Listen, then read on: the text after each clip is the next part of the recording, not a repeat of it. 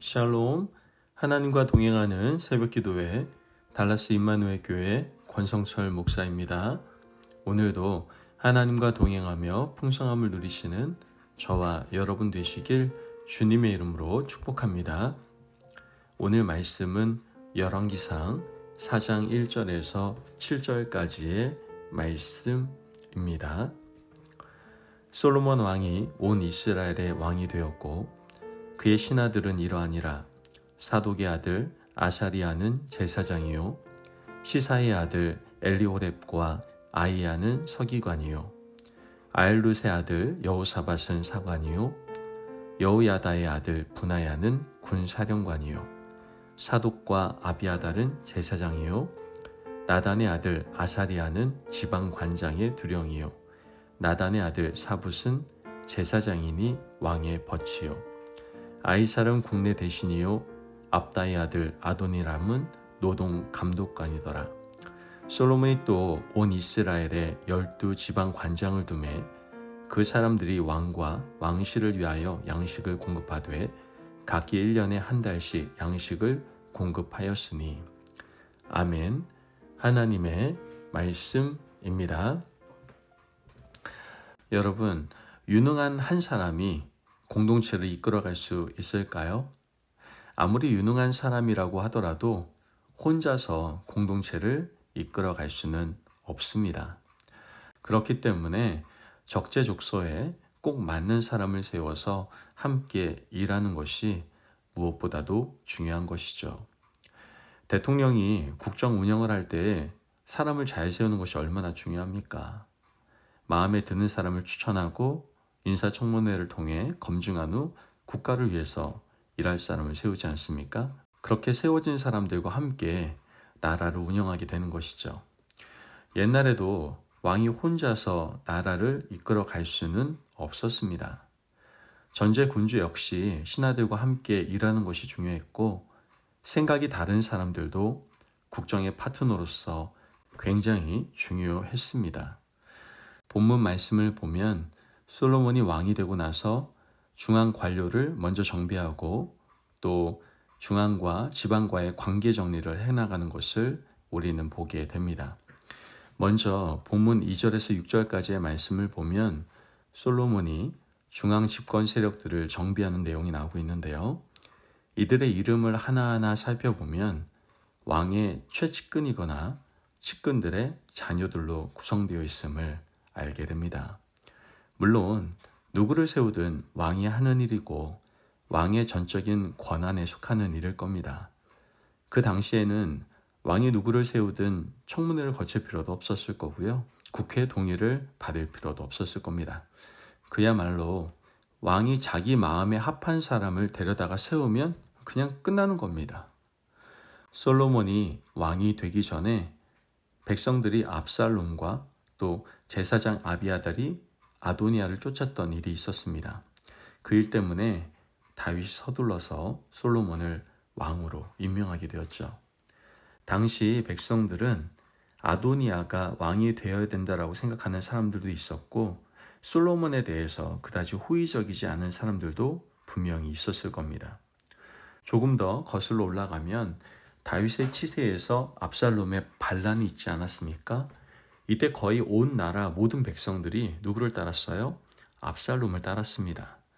그런데 솔로몬의 첫 내각에 압살롬과 함께했던 사람들이 임명되지 않았습니다. 이스라엘은 12지파가 함께하는 지파 연합의 국가였습니다. 그러므로 자칫 중앙의 힘이 약해지기 시작하면 나라는 언제든지 12조각이 날 수 있는 상황이었던 것이죠. 그런 상황에서 솔로몬은 자신의 측근으로만 내각을 채우는 위험한 일을 하고 있던 겁니다. 다윗은 솔로몬과는 분명히 달랐습니다. 다윗은 사울의 손자였던 무비보셋을 찾아내어서 그를 복권시켜줬습니다. 그리고 압살롬의 반란 때 군대 장관을 맡았던 아마사를 자신의 군대 장관으로 임명하는 파격적인 인사도 보여주었죠. 흔히 말하는 탕평 인사를 했습니다. 인사를 통해서 백성들에게 나는 이런 사람이다. 나는 이런 기조로 나라를 운영한다. 라는 것을 왕은 보여줄 수 있었던 겁니다. 하지만 솔로몬의 첫 번째 인사를 보면 솔로몬과 가까운 사람이나 솔로몬을 왕으로 세웠던데 큰 공이 있었던 사람들만 측근에 두고 있는 겁니다. 이러한 모습은 솔로몬의 국정 운영의 겉보기와는 달리 문제가 될 소지가 있음을 암시하는 복선이었던 것입니다. 계속해서 말씀을 보면 솔로몬은 중앙과 지방 사이의 관계를 정리하고 있는 것을 보게 되는데요. 오늘 본문 7절 말씀을 보면 솔로몬이 또 온 이스라엘에 12지방 관장을 두매 그 사람들이 왕과 왕실을 위하여 양식을 공급하되 각기 1년에 한 달씩 양식을 공급하였으니 솔로몬이 지방을 12권역으로 나누고 있습니다. 각 권역이 한 달씩 돌아가면서 자신과 중앙을 위해서 먹을 양식을 공급하라고 명령을 내렸습니다. 분명 이러한 모습은 지혜롭고 공평하게 일을 처리하는 것처럼 보일 수 있습니다. 한 지역에 큰 부담을 주지 않았기 때문이죠. 이러한 명령은 돌아가면서 한 달씩 공평하게 왕과 왕실과 왕궁을 위해서 먹을 것을 공급하는 것이었기 때문에 굉장히 지혜롭고 공평한 일이라고 생각할 수 있습니다. 하지만 이것은 하나님의 정치체제의 정면으로 반하는 일이었던 것이죠. 하나님께서는 지방이나 중앙을 이런 식으로 계급화하여 분리하지 않으셨습니다. 원래 하나님은 이스라엘 백성들에게 가나안 땅을 주시고 12지파에게 그 땅을 나누어 주셨습니다. 그리고 그 가운데 왕을 세우시지 않으셨죠. 레위 지파를 중요한 도시에 두시고 도시 자체가 하나의 자치적인 국가의 기능을 감당할 수 있도록 하셨습니다. 레위 지파가 제사도 집전하고 율법에 근거해서 재판도 하고 신앙교육도 할 수 있도록 하셨던 것이죠. 하지만 솔로몬 이후에 지방은 중앙에 먹을거리를 대는 하급 조직으로 전락해 버리게 된 것이죠. 중앙에 있는 사람들은 수혜를 받는 사람들이 되고 지방에 있는 지파들은 중앙을 위한 먹을거리나 되는 지파로 전락하게 되어버린 겁니다. 더 위험한 것은 11지파가 유다 지파에게 먹을거리를 대는 모습이 되어버린 것이죠. 이것은 솔로몬의 명백한 잘못이었습니다. 솔로몬은 지혜가 넘치는 사람이었는데 하나님이 주신 지혜를 사용하지 않았던 것이 문제로 나타나고 있는 겁니다. 사실 지혜는요, 하나님의 마음을 깨닫고 그대로 행동하는 겁니다. 하지만 솔로몬은 하나님이 12지파를 주시고 그들을 어떻게 다스리게 하셨는지에 대한 이해가 부족했던 것이죠. 가나안 정복 이후에 초기 이스라엘 정치 제도를 이해하지 못했던 겁니다. 솔로몬은 하나님의 의지에 역행하는 강력한 중앙 집권국가를 만들기 원했던 겁니다. 그의 야망은 훗날 12지파의 분열을 초래하게 됩니다. 솔로몬 사후 나라가 분열될 때 유다지파 하나만 남기고 나머지는 북이스라엘이 되고 맙니다. 중앙을 위해 먹을거리를 공급하던 지파들은 아마 이때부터 마음의 불만을 품었던 것 같습니다. 이것이 솔로몬의 초기 정치체제 정비의 실패였던 것이죠. 오늘 우리가 이 말씀을 통해서 배울 수 있는 것이 무엇입니까?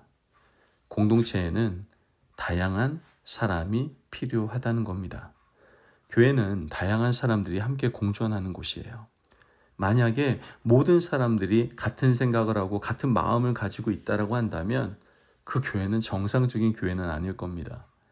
나라도 교회도 생각을 달리하는 사람들, 정치적 철학을 달리하는 사람들, 사고가 다른 사람들이 함께 모여서 함께 하나님의 나라를 꿈꾸고 만들어가는 곳이다라는 것이죠. 또한 공동체는 어떤 한 사람 혹은 집단에게 전적인 희생을 강요할 수 없어요. 서로가 서로를 위해서 존재할 때 그 공동체는 아름다울 수 있는 겁니다.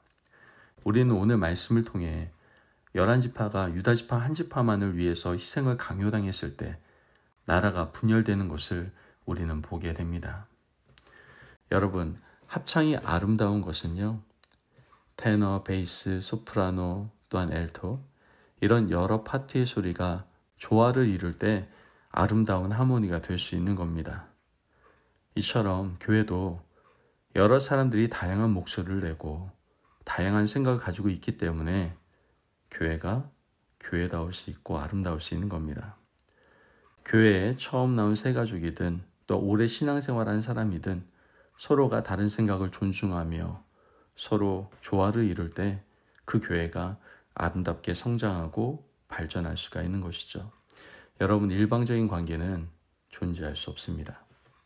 그러므로 오늘 이 말씀을 통해서 우리 가정과 일터 또한 공동체, 살아가는 모든 곳이 하나님께서 기뻐하시는 아름다운 곳이 될 수 있도록 애써 힘쓰시는 저와 여러분이 되시길 주님의 이름으로 축복합니다. 아멘. 기도하겠습니다. 사랑이 많으신 하나님 감사합니다. 오늘 우리에게 귀한 말씀에 은혜 허락하심을 감사합니다. 하나님, 모든 사람들이 공동체에 필요하다는 것을 깨닫고 내 옆에 있는 그 한 사람 한 사람을 사랑하게 하여 주옵소서. 더 나아가 서로 다름에 대해서 존중하고 서로 다른 모든 부분들이 조화를 이루어 아름다운 공동체를 만들어가는 저희들 될 수 있도록 주님 인도하여 주옵소서. 감사하며 예수님의 이름으로 기도합니다. 아멘. 오늘도 하나님과 동행하며 풍성함을 누리시는 저와 여러분 되시길 주님의 이름으로 축복합니다. 여러분, 우리는 언제나 공동체에 포함되어 있습니다. 공동체에는 모든 사람이 필요합니다. 서로 사랑하시고 서로의 다름을 존중하시고 그 다름이 조화를 이루어서 아름다운 공동체를 세워가시기를 바랍니다. 말씀 안에 승리하십시오.